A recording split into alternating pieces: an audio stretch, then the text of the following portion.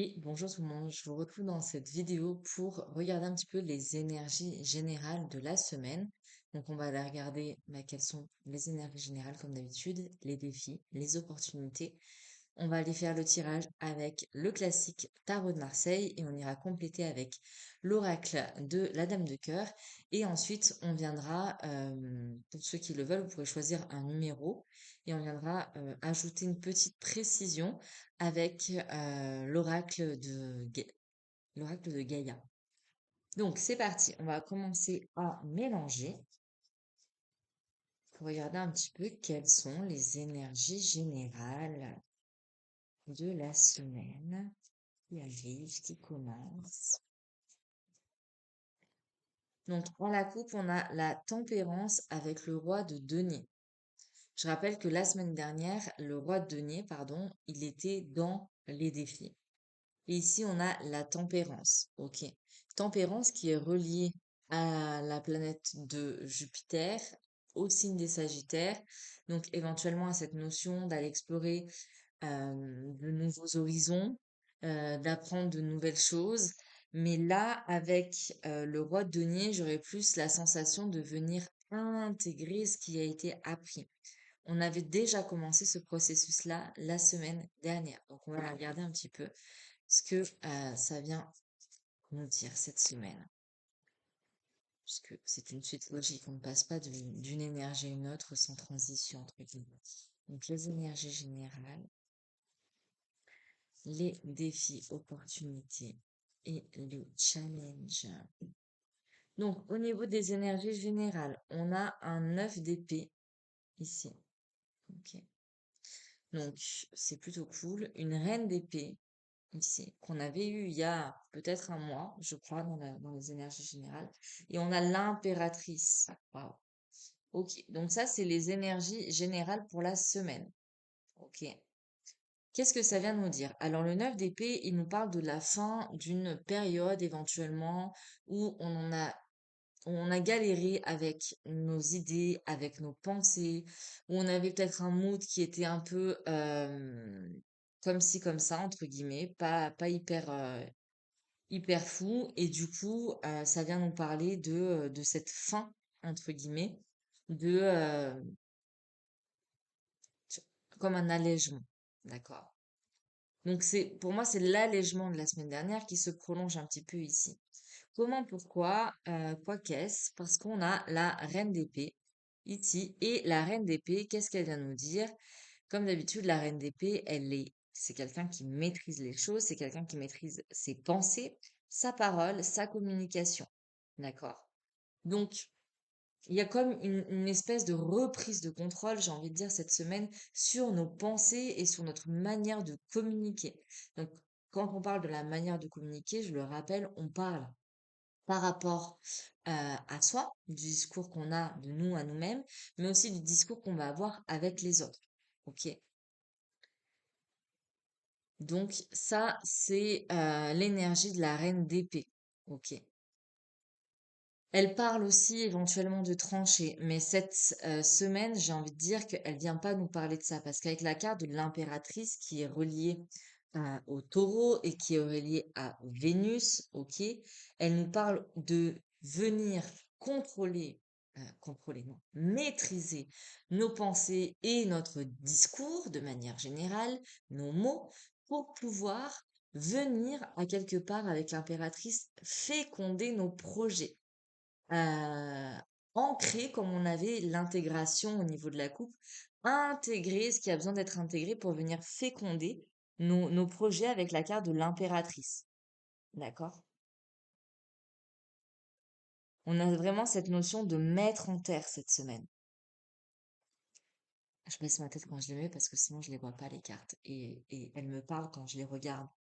Donc il y a vraiment voilà cette notion-là. Cette semaine, on est au niveau des énergies générales.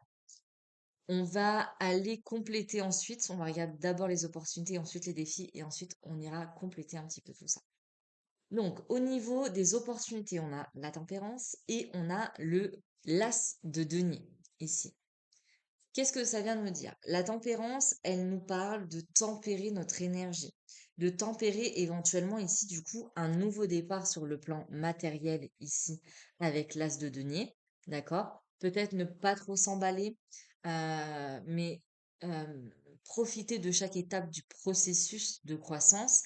Et l'as de denier, ici, il nous parle aussi de potentiel. Donc, est-ce qu'on va prendre ce potentiel ou pas? C'est aussi l'opportunité de choisir les graines qu'on a envie de planter qui se présentent cette semaine, en venant tempérer nos choix. Il y a des choses qui peuvent paraître super géniales au premier abord, et après, en fait, quand on y repense, on se dit, OK, finalement, j'aurais peut-être pas dû foncer aussi vite, et plus prendre le temps pour prendre ma décision, parce que c'était pas exactement ça qu'il me fallait. Donc, il y a vraiment cette notion, cette semaine, comment dire, de prendre le temps de choisir nos graines, en fait, qu'on a envie de planter. D'accord? Je trouve que quand ça fait le focus, on voit vraiment toute la beauté des cartes. Je sais pas si ça fait ça qu'à moi, mais j'aime beaucoup. Ensuite, on a dans les défis, on a un 6 de coupe et on a un 8 d'épée. Donc, 6 de coupe, 8 d'épée, il peut y avoir le 8 d'épée en général, c'est quand on a l'impression d'être bloqué, d'accord? Mais que nos impressions ne sont pas justes, ne sont pas fondées, que c'est un reflet erroné, d'accord? Et avec le 6 de coupe, on vient parler plus de ce qui peut être lié éventuellement à l'enfance. Donc, est-ce que c'est, entre guillemets, parce que le défi, c'est d'arrêter de se limiter à, bah, en fait, oui, moi j'ai grandi dans un environnement comme ça, donc tu comprends, je me comporte comme ça parce que ça fait écho à, etc. Et c'est comment dire, de changer de regard sur les choses. Oui, peut-être que quand tu étais jeune, tu as vécu ci, tu as vécu ça, ok, mais en fait, tu n'es plus cette personne-là et tu peux choisir de ne plus être cet enfant blessé, mais de devenir au contraire cet adulte guéri. D'accord? Donc, il y a vraiment cette notion-là de se défaire à quelque part des illusions qu'on peut avoir sur notre passé et sur l'impact qu'il a dans notre présent. On va aller compléter ça, du coup, en rajoutant deux cartes sur les énergies générales, une carte sur les opportunités, une carte sur les défis avec l'oracle de la Dame du Cœur. Donc, on va regarder un petit peu. On a le féminin ici. Et là, comme c'est noir, je sais pas si ça va bien faire le focus. Je vais mettre plus au centre. Bon, on verra après. Féminin, ok. Donc, encore une fois, fertilité qu'on avait avec l'impératrice. Et on a l'air, la communication. Enfin, je pense que là, ça va juste me dire, ok, ce que tu as dit, c'est dans la ligne, c'est ok. Voilà, il n'y a pas grand-chose à rajouter, si ce n'est confirmer ce qui a été dit. Chakra sacré, ici, dans les opportunités. On aime le chakra sacré, c'est le chakra de la joie, c'est le chakra du plaisir, c'est le chakra de s'autoriser à être ce que l'on est. C'est, même si ça serait plus du troisième chakra, je dirais plexus, mais c'est le chakra de la joie. Voilà, de s'autoriser à être joyeux, de faire des choix qui nous font du bien. Et ici, dans les défis, on a le Sagittaire. Donc c'est marrant. C'est marrant pourquoi? Parce que dans nos défis, je rappelle qu'on avait un 6 de coupe ici et un 8 d'épée. Qu'est-ce que ça vient nous dire ici? Ça vient nous dire que, à quelque part, le Sagittaire, c'est celui qui aime aller découvrir de nouveaux horizons, aller à l'aventure. Et du coup, ici, ça se ressort dans les défis. En fait, c'est quoi qui te fait peur dans cette espèce de sortir de tes schémas? C'est quoi qui te fait peur dans cet inconnu? Et ça peut être dans les défis cette semaine d'aller dans l'inconnu, expérimenter l'inconnu. Par exemple, si on a été quelqu'un qui n'a jamais pris de décision pour soi parce que c'est ce qui lui semble être juste pour soi, parce que c'est ce qui lui fait plaisir vraiment dans son essence la plus profonde, loin des schémas de ce qui a été enseigné par nos parents, par les institutions, par la société, etc. Et ben du coup, au début, ça peut être inconfortable de prendre une décision où en fait, ça va contre tout ce qui nous a été inculqué, mais on sent que c'est ce qui est juste pour nous. Et du coup, c'est un challenge à quelque part, d'accord? C'est un défi à relever pour venir peut-être ancrer quelque chose de nouveau, de se dire, ok, désolé, j'ai un cheveu dans l'œil. Ok, en fait, je suis capable de faire des choix moi-même en écoutant mon propre cœur, en allant contre l'opinion publique, contre l'opinion des autres. Voilà. Donc, du coup, qu'est-ce que ça crée cette semaine si je devais résumer? Ça crée une énergie de je reprends la maîtrise de mes pensées pour pouvoir fertiliser mes projets en fonction de ce qui me fait du bien à moi. Et ça me demande d'aller explorer des parties inconnues. Qu'est-ce qui me fait du bien? Euh, Qu'est-ce que ça me fait quand je vais à l'encontre de ce que me dit cette personne qui a toujours été influente dans ma prise de décision? Comment je me sens? Euh, Aller explorer. Et peut-être qu'il y a des moments, du coup, ça fait sentir une espèce d'insécurité parce qu'on ne se sent pas soutenu pour une fois dans nos décisions, puisqu'en fait, on ose prendre une décision qui ne suit pas le processus de prise de décision habituel, mais qui suit un autre processus qui est celui du plaisir, de notre propre plaisir, de notre propre pouvoir personnel, j'ai envie de dire, et du coup d'aller explorer ça. Qu'est-ce que ça vient soulever? Parce que ce que ça vient soulever, c'est des pistes à explorer, peut-être pour évoluer, grandir, comprendre.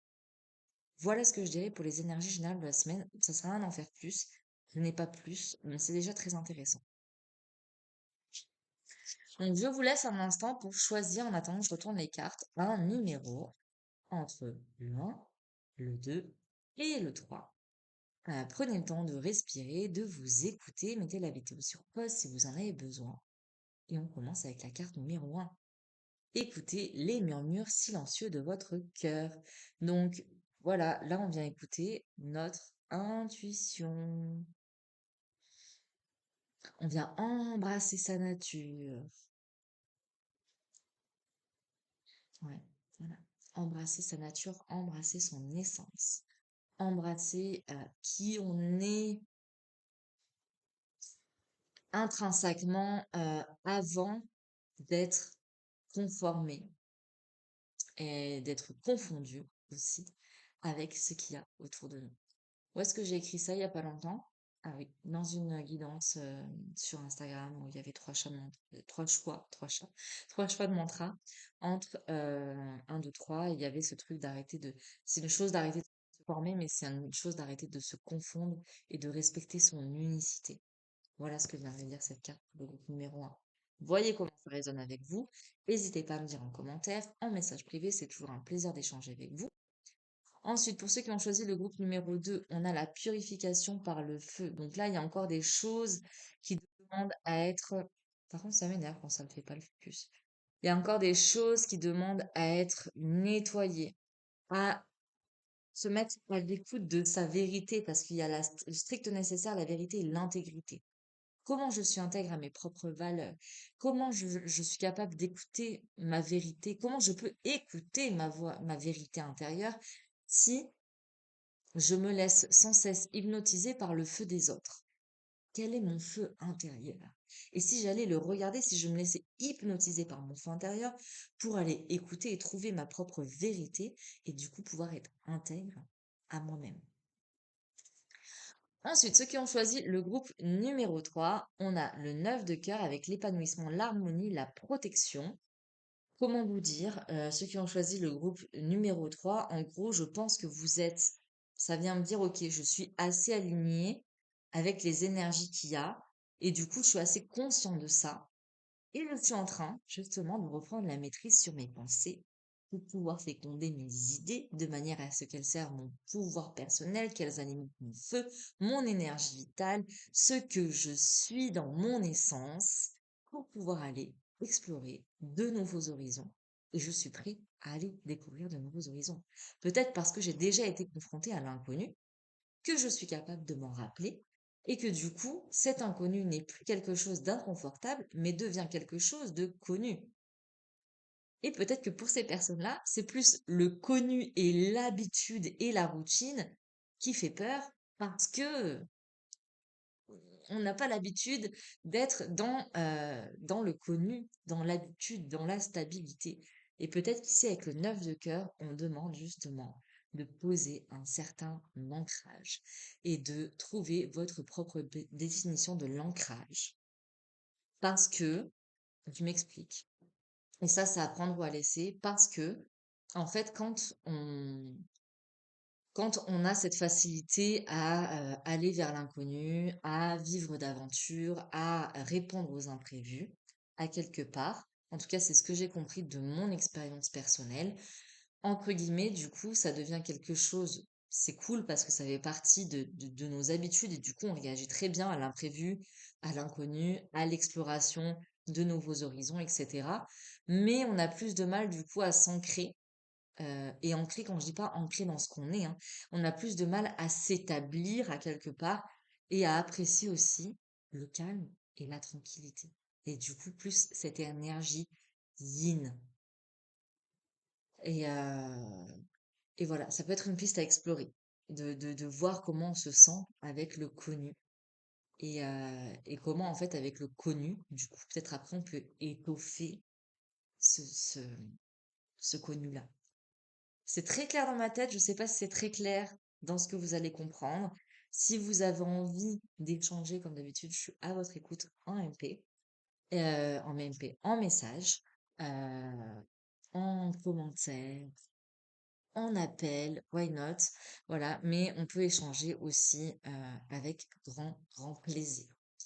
C'est tout pour vous, chers amis doués français. Je vais passer à la traduction de tout ça en italien. Je vous souhaite une très belle semaine et je vous fais des bisous. E andiamo a scoprire le energie della settimana in italiano adesso. Allora, come energia generale per questa settimana abbiamo il 9 di spade, la regina di spade e l'imperatrice.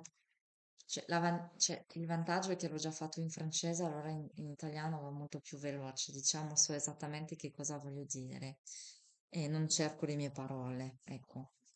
Questa settimana con il 9 di spade diciamo che arriviamo alla fine da un momento dove con i nostri pensieri e il nostro discorso interno forse eriamo un po' cattivi, diciamo, ok? E arriviamo a un periodo dove c'è, non so, le preoccupazioni non sono così tanta presente, cioè con molto più leggerezza, cioè più o meno nel proseguimento dalla settimana scorsa delle energie, ok? Però con la regina di spade, che è qua, prendiamo, diciamo, la maîtrise, come si dice maîtrise in italiano? Non so. Cioè, non il controllo, perché il controllo è rigido. Cioè, sappiamo come usare, diciamo il sapere, sappiamo come usare le nostre parole, i nostri pensieri per andare a fecondare, ok? Per fertilizzare, diciamo, qua i nostri progetti che abbiamo con l'imperatrice, ok?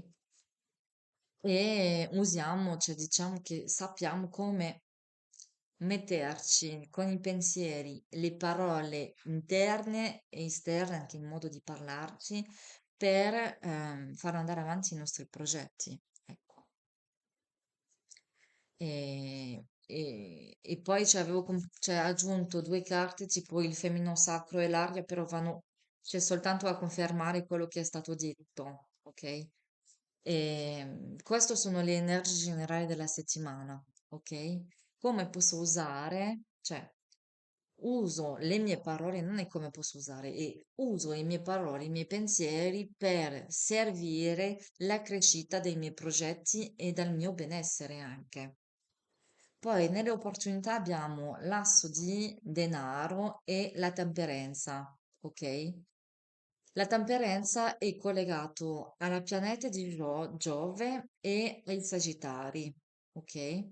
Cioè la temperenza ci dice prendi il tempo prima di prendere una decisione, cioè prendi il tempo di lasciare il tempo al processo, cioè al processo di fare le cose.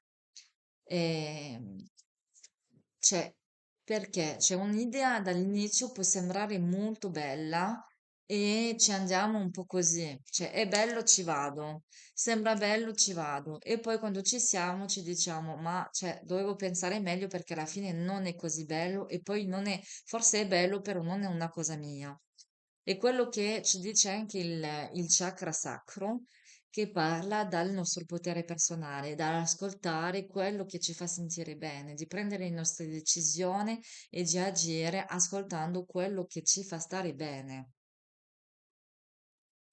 Poi abbiamo anche, c'è nelle sfide, qua il 6 di coppe, il lotto di spade e il Sagittario. Ancora. Perché? Perché secondo me qua la sfida è uscire dai nostri schemi che abbiamo dall'infanzia o dal nostro passato, perché il nostro modo di comportarci di solito non è veramente il nostro modo di comportarci, ma da come siamo cresciuti, da quello che è stato insegnato, sia dai nostri genitori che nell'ambiente intorno, dalla scuola, dell'istituzione, della società, eccetera, eccetera.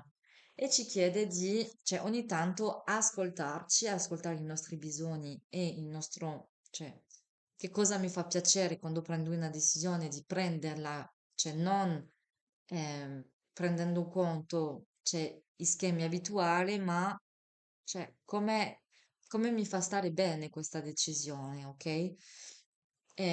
Può fare paura perché non siamo abituati a prendere cioè, le decisioni in questo modo, ascoltandoci e ascoltando il piacere che ci dà di prendere questa decisione. Ok? E questa è la sfida di questa settimana, andare oltre a quello che è conosciuto nel nostro modo di fare e di pensare.